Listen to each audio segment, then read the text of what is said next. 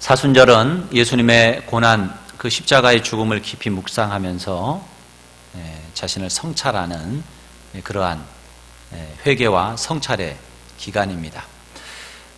특별히 코로나19로 인해서 많은 사람들이 두려움과 또한 고통 가운데 있습니다. 방역만큼 중요한 것은 회개라고 생각합니다. 회개는 어찌 보면 영적인 방역이에요. 눈에 보이는 방역은 우리가 힘쓰는데 우리의 마음속에 있는 죄악을 하나님 앞에 아뢰지 아니하고 우리가 살아간다라고 하는 것은 우리가 이 근본적인 문제를 우리가 맞이하면서 하나님께서 이 문제의 해결자가 되신다라고 하는 것을 고백하지 못하는 것과 같은 것입니다. 그래서 우리가 이단 신천지들로 인해서 전국으로 전파되는 이 코로나19 그렇게 생각을 하면서 그들을 쉽게 비판할 수 있을지 모르지만 아까도 말씀드렸지만 그와 같은 환경을 만들어 주신 것은 바로 저와 여러분들이고 우리 교회들이라고 생각합니다. 교회가 교회답게 그리고 성도가 성도답게 복음에 합당한 삶을 살았더라면 신천지가 이렇게까지 창궐하지는 않았을 것이고 이와 같은 결과가 나오지 않았을 것이다. 그렇게 생각을 합니다. 결국 그들을 비판하기 전에 우리 자신을 돌아보고 우리가 더욱 하나님의 말씀 앞에 서서 회개하고 성찰하는 그런 시간이 될 수 있기를 바랍니다. 그럴 때야 아까 역대하 7장 14절의 말씀처럼 하나님께서 이 땅을 고치시고 회복시켜 주실 것입니다. 오늘 본문이 시편 51편인데요. 이 시편 51편은 다윗의 대표적인 시편인데 회개가 얼마나 풍성한 영적 자원을 우리에게 제공하는가 하는 것을 보여주는 말씀이 바로 시편 51편입니다. 회개는 사람이 잘못 살아온 과거의 삶을 전향적으로 바꿀 수 있는 힘이 되고 현재 살아가는 삶의 어려움 속에서 분별의 지혜를 공급하기도 합니다. 그리고 회개는 우리의 영혼을 맑게 하고 자신의 진정한 가치를 발견하게 하며 더 나아가서 하나님과 자기 자신을 더 깊이 발견하고 만나게 하는 영적인 보고라고 할 수 있습니다. 예수님께서도 이 땅에 오셔서 공생애를 시작하실 때 처음 하신 말씀이 회개하라였어요. 회개하라, 천국이 가까웠느니라. 그러므로 이 회개라고 하는 것은 우리의 전인적인 구원에 있어서 불가결한 요소라고 하는 것을 우리가 깨닫게 되고 얼마나 영적으로 중요한 것인가 하는 것을 우리가 새삼 깨닫게 됩니다. 우리가 회개를 하는 것은요, 죄가 있기 때문이에요. 죄를 지었기 때문이에요. 이 세상의 모든 문제는 죄와 관련되어 있습니다. 죄가 나쁘다는 것을 알면서도 죄를 짓지 않는 사람은 한 사람도 없어요. 모든 사람이 죄를 범하였음에 하나님의 영광에 이르지 못하더니 죄의 무게를 이기지 못해서 슬픔과 고통, 짓눌림 속에서 일평생을 살아가는 사람도 있습니다. 뿐만 아니라 죄책감 때문에 스스로 목숨을 끊는 사람들도 있습니다. 그러나 오늘 본문의 저자인 다윗은 분명히 그도 죄를 지었는데 그 죄에서 벗어나서 기쁨이 가득한 인생으로 새롭게 회복되는 그러한 길이 무엇인지를 자신의 경험을 통해서 이 시를 통해서 우리에게 알려주고 있습니다. 오늘은 3월 첫 주일입니다. 새 봄이 이제 온 것 같습니다. 이제 새 학기, 새 학년, 또 새 학교를 다니는 그런 학생들도 있을 터이고 또 봄을 맞이해서 새롭게 도약해야 되겠다는 마음을 가지는 분들도 있을 것입니다. 그런데 우리가 처한 지금 환경은 그렇게 밝지만은 않고 우리의 마음에 기쁨이 없고 왠지 두렵고 나아갈 용기가 없는 분이 그럼에도 불구하고 여기 있으리라 믿습니다. 그러나 오늘 말씀을 통해서 회복되고 새로운 힘을 얻는 시간이 되실 수 있기를 주의 이름으로 축원드립니다.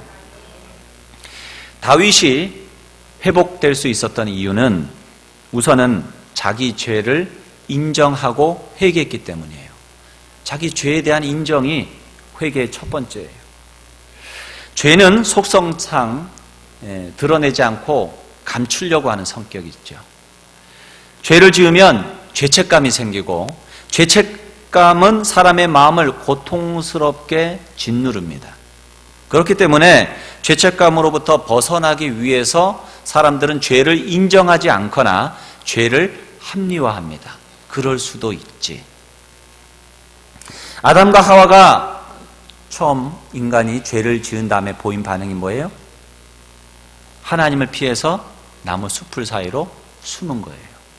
그리고 부끄러움을 느껴서, 그전에는 그렇지 않았는데 중요한 부위를 나뭇가지로 가리는 거예요. 그것을 엮어서.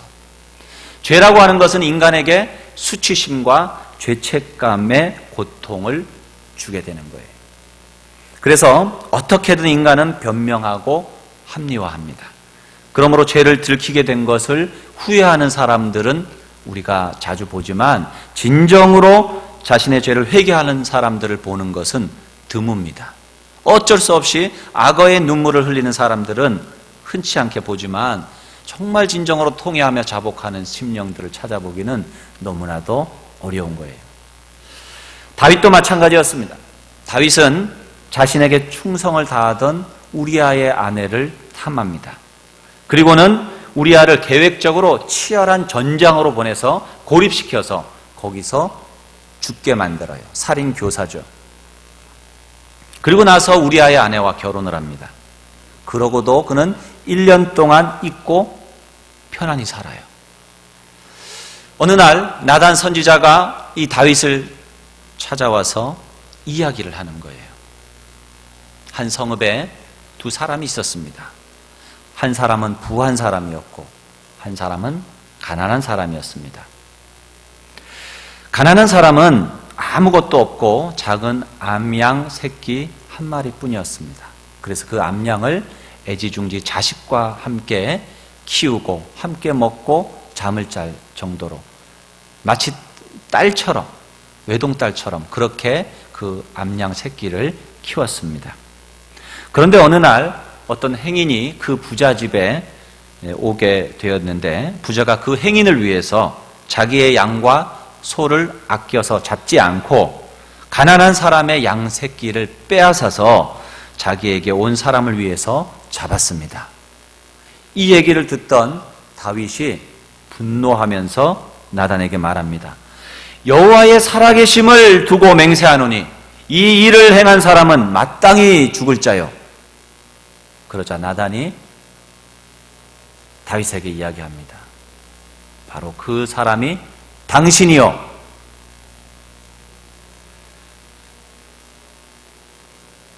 하나님께서 말씀하시기를 내가 너를 구원하여 왕으로 세우고 모든 것을 풍성히 주었는데 그것이 부족하여 내 말을 업신여기고 나보기에 악을 행하였느냐. 내가 우리아를 계획적으로 죽게 하고 그의 아내를 빼앗아 내 아내로 삼았도다. 나단의 지적을 받자마자 다윗은 왕좌에서 내려와서 나단 선지자와 또 그 신하들 앞에 무릎을 꿇고 자기 죄를 인정하고 하나님 앞에 회개를 합니다. 여러분, 변명을 하려고 들자면은 다윗은 변명할 거리가 많은 자리에 지금 앉아 있어요. 그는 왕입니다. 오늘날은 뭐 이렇게 한다면 안 되겠지만은, 물론 과거에도 그렇게 하면 안 되겠지만은 당시에는 왕의 말이 곧 법이에요. 그러니까 그런 일들이 비일비재했던 거예요. 그러니 다른 사람도 다 하는데 나도 한 번쯤 이렇게 말을 할 수도 있고 자기 합리화를 할 수도 있을 거예요. 그리고 다윗의 인생을 우리가 알지만 그는 일평생 편안한 삶을 산 사람이 아니에요. 늘 전쟁터에서 피를 흘리고 언제 죽을지 모르는 그러한 삶을 살았던 사람입니다. 그러다가 이제 왕국을 세우고 강성한 나라가 되어서 이제 살만하게 된 거예요. 그래서 이제까지 내가 고생했으니까 사랑하는 여인을 만나서 행복하게 좀 누리며 살면 안 되냐? 뭐 이렇게 얘기할 수도 있을 거예요. 한편으로 들으면 사람들이 그럴 수도 있겠다 생각할 법도 합니다. 그러나 다윗은 나단의 지적을 듣자마자 변명하지 않았고 왕좌에서 내려와서 자기의 죄를 인정하고 실토했습니다. 그것이 다윗의 위대한 점이에요. 죄에 대해서 변명하지 않는 것. 죄를 지적받고도 즉시 인정하기가 여러분 쉽지 않은데 다윗은 인정하고 전심으로 회개했던 거예요. 다윗이 전심으로 회개했다는 것은 자신의 죄가 무엇인지 깊이 깨달았다는 것을 의미해요. 깨달음이 와야 회개도 있는 거죠. 1절로 2절에 보면 죄의 종류가 몇 가지 나와요. 다윗이 이야기하는 1절에 보면 내 죄악을 지워주소서 할 때 이 죄악은 페샤라고 하는 히브리어예요. 국가적, 종교적, 도덕적 반역을 의미합니다. 하나님 뜻을 알면서도, 다시 말해서 잘못인지 알면서도 자기 욕망에 이끌려서 짓는 죄를 말하는 거예요. 그러니까 하나님이 분명히 죄라고 말씀하셨고 그것을 내가 알고 있음에도 불구하고 하나님이 기뻐하시지 않는 그 일을 하는 것은 뭐예요? 결국 하나님께 반역하는 거예요. 그 죄를 지워달라고 기도하고 있어요. 그것을 아는 거예요. 두 번째는 2절에 나의 죄악을 말갛게 씻으시며, 여기서 이 죄악은 히브리어로 아와입니다. 이것은 사악함, 왜곡을 의미합니다. 근본부터 악하고 왜곡되어 있다는 거예요. 단순히 우리아의 아내를 범하고 우리아를 전장에 보내서 죽이고 했던 그 죄악이 아니라 근본적으로 내가 왜곡되어 있고 내 안에 사악함이 있다는 것을 지금 다윗은 인정하고 있는 거예요. 그것을 말갛게 씻어 주십시오라고 기도하고 있습니다. 이 본성적인 죄악, 그 죄악을 고백하고 있는 것입니다. 그리고 나의 죄를 깨끗이 제하소서. 여기서 죄는 헤트입니다. 이것은 화살이 관역을 벗어난 것을 의미합니다. 활을 쏘는 사람은 관역을 맞추기 위해서 활을 쏴요. 그런데 그 화살이 그 의도와 상관없이 딴 데로 날아가는 것, 그게 죄의 헤트예요. 하나님이 의도하셨고 하나님이 기대하는 것이 분명히 있음에도 불구하고, 그것을 분명히 알매도 불구하고 하나님이 원하시는 대로 살아가지 않고 하나님의 기대에 맞지 않는 삶, 내가 원하는 대로 내 뜻대로 내가 하나님이 되어서 살아간 죄를 지금 깨끗이 제하여 달라라고 다윗은 기도하고 있는 거예요.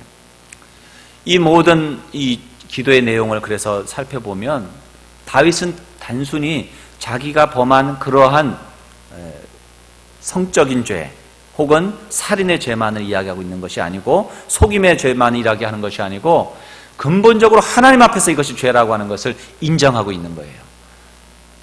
본질적으로 자신이 죄인이라고 하는 것을 엎드려서 주님 앞에 회개하고 있는 것입니다. 다윗이 이렇게 회개할 수 있었던 것은 그 회개의 기준이 사람에게 있지 않았기 때문이에요. 하나님과 그분의 말씀이 기준이 된 것입니다. 세상 사람들은 세상의 병든 양심을 기준으로 살아가기 때문에 죄를 짓고도 오히려 큰 소리를 치는 경우가 많아요. 너도 짓고 나도 짓는데 이게 뭔 죄냐, 이런 식으로 살아가기 때문에 회개에 이르지를 못합니다. 끝까지 변명하고 자기를 방어하며 합리화합니다. 그러나 다윗의 회개는 하나님이 기준이었고 그분의 말씀이 기준이었기에 그는 하나님 앞에 이와 같은 회개를 드릴 수가 있었던 거예요. 오늘 우리는 사람 앞에 잘못했다고 하면서도 하나님 앞에서는 무엇을 잘못했는지 모르는 분들이 있어요. 반대로 하나님 앞에서는 잘못했다고 하면서도 사람들 앞에서는 너나 나나 다르지 않은데 하면서 자기 잘못을 인정하지 않는 경우도 많습니다.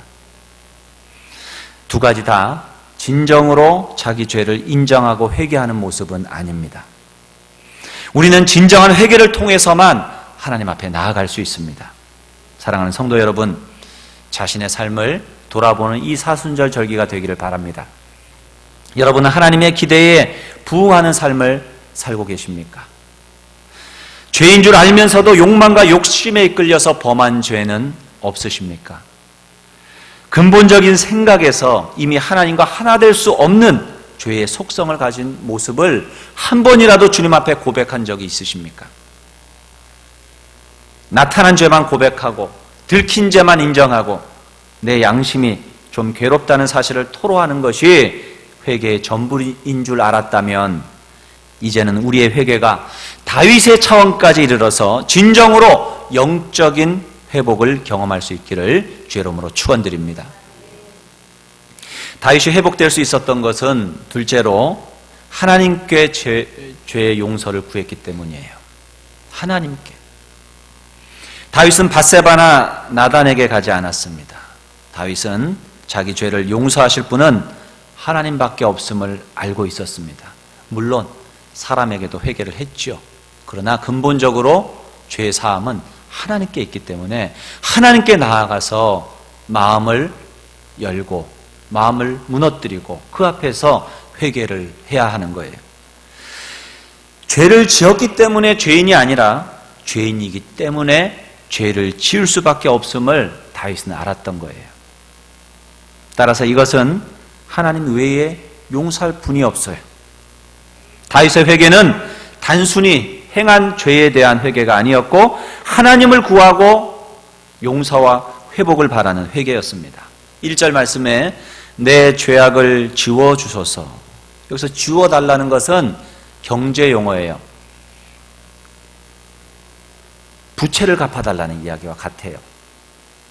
죄는요, 부채와도 같은 거예요. 죄는 지으면 사라지지 않아요. 쌓여가요. 부채가 쌓여가듯이. 여러분, 부채에 짓눌려서 살아가시는 분들은 그 고통을 아실 텐데 죄가 그와 같은 고통이에요. 그 부채, 이 죄의 짐을 이 짓눌림으로부터 주님 좀 갚아주십시오. 좀 감하여 주십시오. 기도하는 거예요. 2절에 씻으시며 제하소서, 이런 두 개의 동사가 나와요. 이거는 세탁할 때 쓰는 용어예요. 여러분, 빨래할 때 때를 씻고 얼룩을 제하잖아요. 그런 말이에요. 그 말이 뭐예요? 우리의 영혼이 더럽게 된다는 거예요. 뭐로 인해서? 죄로 인해서. 그 죄는 짓고 끝나는 게 아니에요. 우리의 영혼을 더럽게 만들어요. 냄새나게 만들어요. 죄 때문에 우리의 마음이 깨끗하지 못하고 정결하지 못한데 이 모습으로 어떻게 하나님 앞에 나아가며 이 모습으로 어떻게 하나님 앞에 쓰임을 받을 수 있겠습니까? 지금 다윗은 그것을 고백하며 나를 다시 회복시켜달라고 기도하고 있는 것입니다. 여러분, 사람에게 죄가 들어오면 마음의 고통을 느끼게 되고 기쁨이 사라지게 됩니다. 다윗은 기쁨을 잃어버렸다고 지금 고백하고 있어요. 기쁨이 없는 삶을 여러분 상상해 보세요. 여러분, 인생 살아가면서 그래도 우리가 인생을 살아가는 것은 뭐예요? 이렇게 저렇게 기쁨이 있기 때문에 살아가요. 자식이 기쁨이 되기도 하고 또 내가 노력한 것에 대한 어떤 대가를 받기도 하고 그러한 작은 기쁨들. 농사를 지으시는 분들은 여름 봄부터 시작해서 여름 내내 고생하지만 가을의 풍성함을 누리는 기쁨이 있잖아요. 그런 기쁨이 있으니까 인간은 살아가는데 죄가 들어오면 이 기쁨이 싹 사라져 버리는 거예요. 근심하게 되고 걱정하게 되고 그 마음 가운데에 기쁨이 사라져요. 다윗은 어느새 기쁨이 자기 안에 없다는 것을 알게 되었습니다. 그래서 마치 뼈가 부러진 것과 같은 아픔을 느꼈다고 고백해요. 그 아픔을 느끼게 되는 거예요. 그리고 두려움이 찾아왔습니다. 사람을 만났을 때뿐 아니라 무슨 일을 해도 두렵습니다. 왜냐하면 가장 친밀한 관계이신 그분, 우리의 모든 것의 공급자가 되시는 하나님으로부터 버림을 받을 것 같기 때문입니다. 왜? 내가 죄를 지었기 때문에. 하나님은 죄가 없으신 분이시잖아요. 인간 안에는 근본적으로 그래서 이런 거절감에 대한 공포가 있어요. 자식은 부모가 나를 버리면 어떡하나. 부부끼리는 서로 배우자가 나를 버리면 어떡하나. 연인들은 서로 상대방이 나를 버리면 어떡하나. 이런 근본적인 거절감에 대한 공포가 있습니다. 쉽게 무서운 부모님 밑에서 자라난 아이들은 어른이 돼서도 일평생 거절당하면서 거절당할 것 같은 그런 두려움 가운데 살아가는 경우가 많고 자기 자신을 표현하지 못하고 끙끙거리고 그것이 병이 되는 경우도 많다고 합니다. 이와 같이 거절당할 것에 대한 두려움, 죄를 지었기 때문에 하나님께서 용납하시지 않으실 것이라는 두려움이 다윗에게도 있었던 거예요.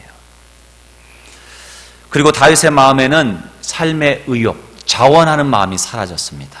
여러분, 죄가 들어오면 자원하는 마음이 사라져요. 내가 무엇인가 주님을 위해서 이것을 하고 싶습니다. 이것도 드리고 싶습니다. 저것을 하고 싶습니다. 이런 마음이 사라져버려요. 죄가 들어오면 그래요.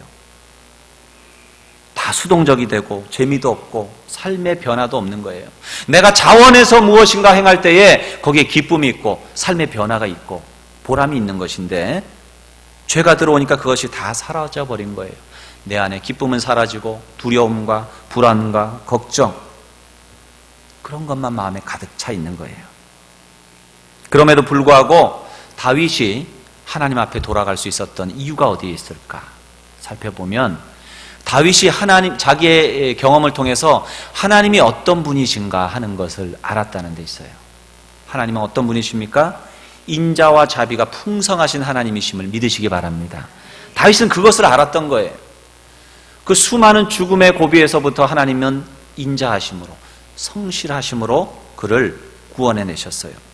여러분, 인자라고 하는 것은요, 히브리어로 하면 헤세드예요. 이 헤세드는 여러 말로 성경에 번역되고 있는데 그 근본적인 의미는 언약적 사랑이에요. 하나님의 언약적 사랑. 그냥 사랑이 아니고, 언약이라고 하는 말을 왜 붙이냐 하면 하나님의 약속의 말씀대로 사랑하신다는 거예요. 그 약속대로 이루어주시는 사랑이라는 거예요. 그래서 인간은 신실하지 못해서 하나님 앞에 죄악을 범하기도 하고 불성실하고 그렇게 살아가지만, 하나님이 내가 너를 사랑한다, 내가 너를 나의 자녀 삼았다, 내가 너를 나의 소유로 삼았다 말씀하시고 내가 너를 축복하겠다 말씀하셨기 때문에 하나님이 그 말씀대로 역사해 주시는 사랑, 그 사랑을 다윗은 알았고 체험했기 때문에 자신의 그 죄악 가운데서 그 하나님 앞에 자기 안에 있는 거절감도 있었지만 그것을 넘어서서 주님 앞에 나아갈 수 있었던 것입니다. 여러분, 베드로와 가룟 유다는 똑같이 예수님의 제자였지만 똑같이 예수님을 또한 배반한 사람이기도 합니다. 베드로는 예수님의 수제자로서 그런데 순교했지만 가룟 유다는 죄책감 가운데 자살을 했어요. 여러분, 이 두 제자의 차이가 어디서부터 왔다고 생각하십니까? 저는 그들이 하나님에 대해서 어떻게 느끼느냐, 용서하시는 하나님에 대해서 한마디로 말해서 베드로는 알았고 가룟 유다는 용서하시는 하나님을 믿지 못했던 거예요. 가룟 유다는 용서하는 하나님을 몰랐고 믿지 못했기 때문에 결국은 죄책감에 눌려서 자살을 했던 것이고, 베드로는 통곡을 했지만 그래도 그 용서하시는 하나님, 그리고 용서하시는 다시 부르시는 주님을 다시 만나잖아요. 그래서 주님의 수제자로서 순교에 이르는 그러한 영광스러운 삶을 살게 된 것입니다. 여러분, 이스라엘이 출애굽 후 광야에서 죄를 많이 지었습니다. 그래서 하나님께서 불뱀을 보내셔서 그들을 고통스럽게 죽게 하시죠. 그때 하나님이 기도를 들으시고 긍휼히 여기시사 모세를 통해서 놋뱀을 만들게 하십니다. 그리고 그것을 장대에 높이 달아서 그것을 보는 자들은 구원을 얻도록 그렇게 하셨어요. 사람들이 그 이야기를 들었는데 그 고통 가운데에서 그 말을 믿고 놋뱀을 본 사람들은 구원을 받았지만, 아니, 그런 게 어디 있어? 내 경험으로 볼 때에, 상식으로 볼 때에 놋뱀을 본다고 뱀에 물린 독이 사라져? 안 본 사람들은, 믿지 않고 안 본 사람들은 다 죽음을 당하게 됩니다. 여러분, 신앙이라고 하는 것은 내 이성과 경험을 의지하는 거예요. 우리는 성경을 이성과 경험을 의지하는 게 아니에요. 우리는 성경을 이해와 공부의 대상으로 볼 것이 아니라 신앙의 대상으로 보아야 돼요. 하나님이 용서의 하나님이다. 내가 죄를 지었는데 하나님 나를 용서할까? 안 믿어져요. 그렇지만 왜? 우리는 그러한 용서를 받아보지 못했으니까, 그런 사랑을 이 땅에서 받아보지 못했으니까. 그러나 하나님은 그럼에도 불구하고 우리를 사랑하셔. 성경이 그렇게 써 있잖아요. 성경에 써 있네. 성경에 써 있잖아요. 그것을 내가 믿음으로 받아들일 때에 우리는 그와 같은 우리 안에 있는 경험과 이성을 뛰어넘는 하나님의 은혜를 경험할 수 있게 되는 것입니다. 다윗은 용서하시는 하나님을 그렇게 믿었던 거예요. 그래서 죄악 중에 긍휼하신 하나님께 용서를 빌 수 있었습니다. 죄를 지었을 때에 어떤 사람들은 이것을 잊기 위해서 괴로우니까 술과 마약으로 도박과 게임에 빠지는 분들이 있죠. 그 괴로운 마음은 알지만 그곳에는 해결책이 없어요. 하나님께로 돌아가야 합니다. 다윗은 자기의 문제를 해결해 주시는 하나님께로 돌아갔습니다. 죄의 무게로 버겁고 힘들 때에 다른 곳에서는 해결할 방법을 찾을 수 없습니다. 아무리 사람을 원망하고 사람을 탓해도 아무리 욕을 하고 어디서 고성을 질러도 그 죄가 사라지지 않아요. 그 고통에서 벗어날 수 없어요. 사랑하는 성도 여러분, 다윗처럼 용서하시는 하나님을 믿고 나아가시기 바랍니다. 주님의 긍휼과 자비하심을 의지하고 약속의 말씀을 믿고 하나님께 나아갈 때에 새로운 길들이 열리고 회복이 임한다는 사실을 믿고 나아가시기를 주의 이름으로 축원드립니다. 세 번째로 다윗이 회복될 수 있었던 것은 자신이 죄 가운데 빠진 이유가 무엇인지를 알았기 때문이에요. 우리는 무엇이 잘못되었을 때에 잘못으로 인해서 벌어지는 현상에만 관심이 많아요. 그래서 그 현상, 그 증상만 없애려고 하는 경우가 많아요. 그런데 그렇게 되면 어떻게 됩니까? 그것을 고치고 나면 나은 것 같은데 얼마 지나지 안 하면 또 돋는 거예요. 기계 같은 경우 고장 났는데 그거 고치면은 또 얼마 지나지 않으면 똑같은 데서 고장이 일어나요. 왜요? 근본적인 그 문제를 모르고 접근했기 때문입니다. 정말 전문가들은 그 근본을 아는 거예요. 그래서 근본적인 것을 치료하게 되고 그래서 권위자가 되는 것입니다. 지혜로운 사람은 그래서 무엇이든지 그 잘못된 것의 근원을 찾게 되어 있습니다. 같은 죄와 잘못을 그와 같이 찾기 때문에 반복하지 않을 수가 있는 거예요. 여러분, 인간들은 다 연약합니다. 그리고 특별히 내가 잘 짓는 죄가 있어요. 여러분, 각자가 가지고 있는 반복되는 죄가 있습니다. 그 죄는요, 내가 회개하고 얼마 지나지 않아서 또 짓고 또 지을 수 있어요. 근본적인 회개가 없다면 그것은 고쳐지기 어렵습니다. 다윗이 하나님 앞에 존귀하게 쓰임받았던 이유는 그 중에 하나는 자기의 죄의 원인을 발견하고 주님 앞에 그것을 가지고 회개했기 때문이에요. 그는 죄에 빠질 수밖에 없었던 이유로 자기 마음 중심에 하나님이 없다는 것을 발견했어요. 6절에 보시면 보소서 주께서는 중심이 진실함을 원하시오니 내게 지혜를 은밀히 가르치시리이다 그랬어요.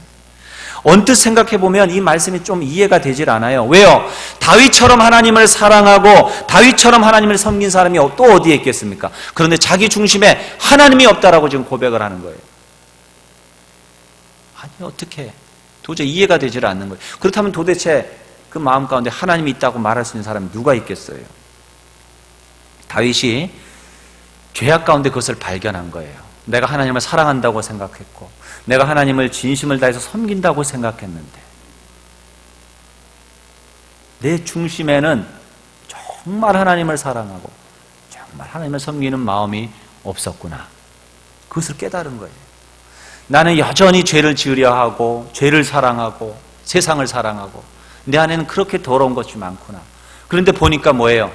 나는 근본적으로 태어날 때부터 내 어머니가 나를 죄악 가운데 나를 잉태하셨고 나를 낳았고 나는 죄를 호흡하고 죄를 먹고 살면서 여전히 왜곡되고 죄성으로 충만한 그런 존재구나 하는 것을 깨달은 거예요. 자신 안에 있었던 그런 자기의와 교만이 깨어지는 순간입니다. 나는 본질상 하나님의 진노의 자녀로서의 속성을 갖고 있구나. 그것을 발견했던 거예요. 내가 과거에 하나님을 사랑한다고 하나님을 섬긴다고 하면서 스스로 의롭게 생각했던 그 의가 정말로 부끄럽고 그것이 정말로 죄의 근본이구나 하는 것을 그는 깨달았던 것입니다. 이전까지는 자기만큼 하나님을 사랑하고 섬기는 자가 누가 있느냐라고 생각했지만 이제는 나는 너무나도 시커매가지고 거기에 점 하나 찍어봤자 아무 소용이 없을 정도로 시커먼 죄인이구나 하는 것을 그가 비로소 깨달은 것입니다. 지금까지 그러면 내가 하나님을 사랑하고 했던 것은 무엇인가? 하나님을 섬기고 의지했던 것은 무엇인가? 그것은 내 안에 있었던 것이 아니고 하나님이 주셨던 은혜요, 하나님이 베푸셨던 긍휼이요, 하나님이 주셨던 그 사랑의 결과물 뿐이다라고 하는 것을 알았던 거예요. 정말 내 중심에 하나님을 사랑하는 마음이 없었다. 그래서 이것을 깨달은 다윗은 주님 맞습니다. 내 속에 정한 마음을 창조해 주시고 정직한 영을 새롭게 해 주십시오. 그렇게 기도하는 거예요. 그렇게 하시지 않으면 나는 하나님의 사람으로 살아갈 수 없습니다. 나는 근본적으로 죄인입니다. 하나님을 사랑하고 하나님을 진정으로 섬길 수 있는 그런 인간이 못 됩니다. 주님, 내가 중심으로 주님을 사랑할 수 있도록, 주님을 담을 수 있도록 주님, 나에게 은혜를 베풀어 주십시오. 그는 그렇게 회개하며 간절히 기도했던 겁니다. 여러분, 다윗의 이런 깨달음은 굉장히 중요해요. 다윗도 자기가 잘나고 믿음이 좋고 괜찮은 사람이라고 착각하면서 살아왔어요. 자기가 잘해서 하나님께 복받고 하나님께 인정받는 줄 알았지만 사실 하나님 속에 있는 그 풍성한 긍휼과 자비, 사랑 때문에 존재할 수 있었다는 것을 비로소 깨달은 거예요. 죄를 짓고서도 몰랐는데 이제서야 자신의 본 모습을 본 거예요. 다윗이 8절에서 이렇게 고백합니다. 주께서 꺾으신 뼈들도 즐거워하게 하소서. 이렇게 고백을 해요. 이 말이 뭐냐 하면 주님, 죄로 인해서 주님이 징계를 받아서 내 뼈를 하나님이 꺾으셨습니다. 뼈가 꺾이니까 얼마나 고통스럽겠어요. 그런데 그 꺾임을 통해서 내가 진정 하나님 앞에 누구인지를 발견한 거예요. 내가 얼마나 죄인인가 하는 것을 깨달아 알게 된 거예요. 그러니까 꺾으신 뼈들도 즐거워하게 하소서. 즐거워할 수 있다는 거예요. 이 고통보다도 주님 안에서 나를 발견한 것이 더 기쁜 것입니다. 아프긴 한데 제 본 모습을 본 것이 너무나도 감사하고 기쁘다는 거예요. 이것은 왜 그렇습니까? 이것을 깨닫게 하신 것은 하나님의 은혜예요. 하나님이 고통을 주셨지만 그렇게 하신 것은 이 거짓된 관계 속에 다윗을 두지 않고 자신을 진심으로 만나 주시려는 하나님의 사랑이기 때문에 다윗은 하나님 앞에 감사드리는 거예요. 사랑하는 성도 여러분, 베드로를 생각해 보십시오. 주는 그리스도시요 살아계신 하나님의 아들입니다. 놀라운 신앙을 고백을 했던 사람입니다. 그러나 예수님 잡히시던 그 밤에 대제사장 집 따라갔다가 예수님 3번 부인하고 나오죠. 그것도 어린 계집종 앞에서. 그때 예수님 말씀대로 닭이 울고 그는 통곡을 하며 회개를 합니다. 그리고 그는 나중에 예수님을 볼 면목이 없었어요. 그래서 나 같은 게 무슨 예수의 제자라고, 나 같은 놈은 그냥 물고기나 잡으며 사는 게 딱 맞아. 그리고 갈릴리로 돌아가요. 그런데 예수님께서 그를 찾아가십니다. 시몬아, 내가 나를 사랑하느냐? 내 양을 치라. 내 양을 먹이라. 내 양을 치라. 그를 다시 불러주세요. 여러분, 정말 우리가 하나님 앞에 쓰임 받으려면 내가 죄인이라는 것을 모르는 사람은 주님 앞에 절대 쓰임을 받을 수가 없어요. 베드로는 자기 자신을 본 거예요. 예수님을 3번 부인하고 저주까지 한 자기 자신을 본 거예요. 내가 주님을 위해서 죽겠습니다라고 말하고 결단했는데 그게 거짓말은 아니었지만 자기의 모습, 그 죽음 앞에서, 죽음의 위협 앞에서 주님을 부인했던 자기의 그 본 모습을 직면한 겁니다. 그랬던 베드로였기에 주님은 그를 찾아가셔서 그를 다시 만나주시고 그를 사용하셨던 것입니다. 여러분, 하나님께서 범죄한 다윗을 사용하신 이유가 바로 이것이에요. 자신의 본래의 모습을 보았다는 거예요. 그렇게 하는 것이 바로 무엇이냐? 회개예요. 그게 회개의 능력이에요. 우리가 회개할 때 나를 볼 수 있어요. 우리가 회개할 때에 하나님을 볼 수 있어요. 우리가 회개할 때에 환경에 대해서 믿음으로 바라볼 수가 있어요. 우리가 회개할 때에 우리의 영혼이 정결함을 누려요. 우리가 회개할 때에 기쁨이 회복돼요. 우리가 회개할 때에 하나님의 뜻을 깨닫게 됩니다. 다윗이 귀중히 여겼던 것은 돈이나 명예, 왕권이 아니라 12절에 보면 구원의 즐거움이다, 이렇게 고백을 해요. 물론 돈도 필요하고 명예와 지식도 필요하지만 다윗은 구원의 즐거움을 회복하고 세상 어떤 것보다도 주님과 더불어 사는 것이 참된 복임을 알았기 때문에 자신을 주님의 곁에서 쫓아내지 말라고, 성령으로 붙들어 달라고 강구합니다. 여러분, 우리가 진정으로 회개를 할 때에 성령이 임하시는 거예요. 우리가 진정 회개할 때에 바른 기도를 할 수 있어요. 회개는 그토록 중요한 거예요. 코로나19로 인해서 많은 어려움을 당하고 있는데 우리가 이것을 단순히 하나의 온역처럼 어쩌다가 일어난 질병으로 생각하지 않았으면 좋겠어요. 하나님은 우리에게 말씀하시는 거예요. 회개하라고, 돌이키라고, 한국교회가 깨어나라고 말씀하고 있는 거예요. 언제까지 그렇게 가겠느냐고, 물신을 숭배하고. 한국교회가 지금 장난이 아니에요. 그것을 보라고.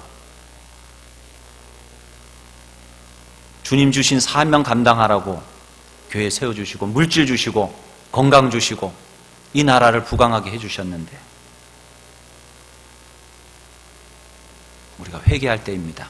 사순절을 맞이해서 우리 자신을 깊이 성찰하고 주님 앞에 회개하고 또한 이 땅의 죄를 나의 죄악으로 고백하며 주님 앞에 회개하는 그런 절기가 될 수 있기를 주의 이름으로 축원드립니다. 기도하겠습니다.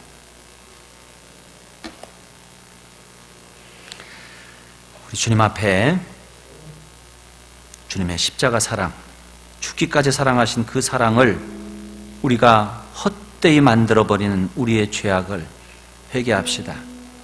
우리의 가식적인 죄악, 하나님을 사랑한다고 말하면서도 하나님 마음을 아프게 하는 죄를 서슴없이 짓는 우리의 이중성, 가식들, 거짓들, 교만, 음란, 폭력, 억압, 시기, 질투, 분냄, 회방, 당지음, 이 모든 죄악을 주님 앞에 회개합시다. 하나님, 나를 고쳐주십시오. 나를 회복시켜 주십시오. 이 땅을 고쳐주십시오. 우리 간절한 마음으로 주님 앞에 기도하며 나아갑니다. 살아계신 아버지 하나님, 감사합니다. 하나님, 저희들은 죄인입니다. 아버지 하나님, 똑바로도 어찌할 수 없는 그런 죄인입니다. 주님, 저희들의 죄를 주님 용서하여 주시옵소서. 이 악한 세대 속에서 주님은 우리를 구원하여 주시었고 주님은 우리를 아버지 하나님의 제자 삼아 주셨고 우리를 하나님의 백성 삼아 주셨는데 주님, 그 사랑 잊어버리고 아버지 하나님의 우리의 내 뜻대로 내 생각대로 내가 하나님의 자리에 앉아서 살았던 우리의 죄악을 주님이 용서하여 주시옵소서. 이 시간도 아버지 하나님 앞에 고백합니다. 우리의 죄를 고백합니다.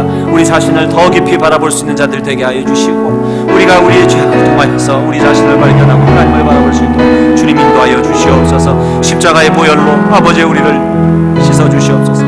회개를 통과하지 않은 그리스도인은 아버지 하나님이여 그 주님이 주시는 그 보화를 결탄코 아버지 찾지 못한 자들입니다. 주님, 십자가의 사랑 깊이 묵상하는 이 절기가 되어져서 하나님의 아버지 하나님의 회복케 하심을 경험하는 귀한 날 되게 하여 주옵소서. 예수님의 이름으로 기도 올리옵나이다. 아멘.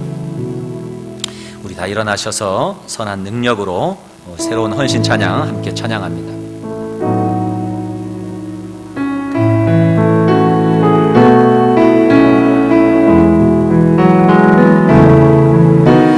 선한 능력으로 안으시네. 그 크신 팔로 날 붙드시네.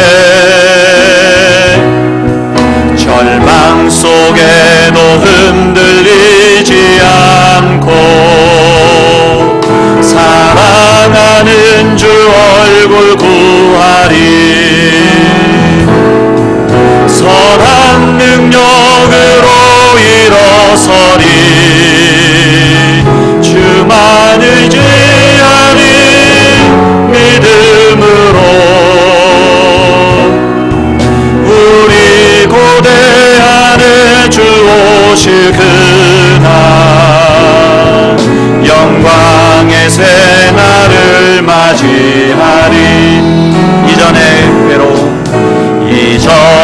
괴로움 나래워 사고